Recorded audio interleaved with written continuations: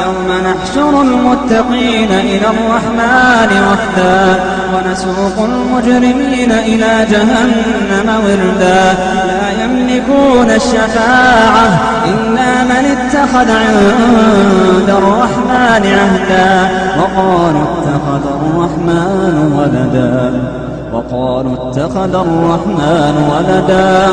لقد جئتم شيئا إدا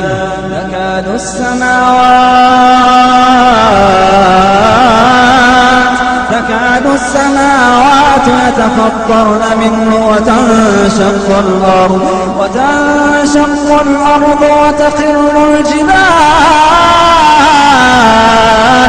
وتخر الجبال هدا دعوا للرحمن ولدا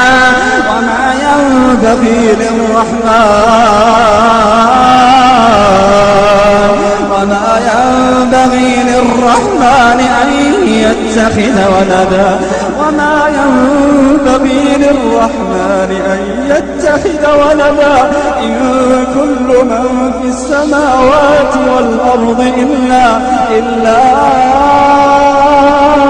آتي الرحمن عبدا إن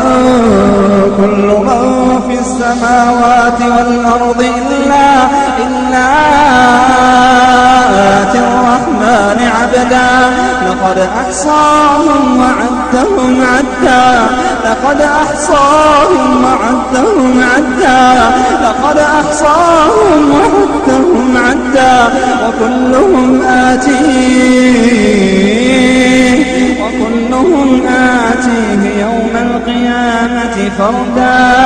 وكلهم آتيه يوم القيامة فردا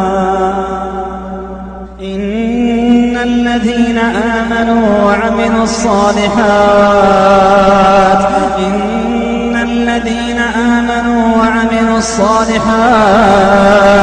سيجعل لهم الرحمن ودا فإنما يسرناه بلسانك لتبشر به المتقين وتنذر به قوما لدا وكم أهلكنا قبلهم من قرن هل تحس منهم من أحد أو تسمع لهم ركزا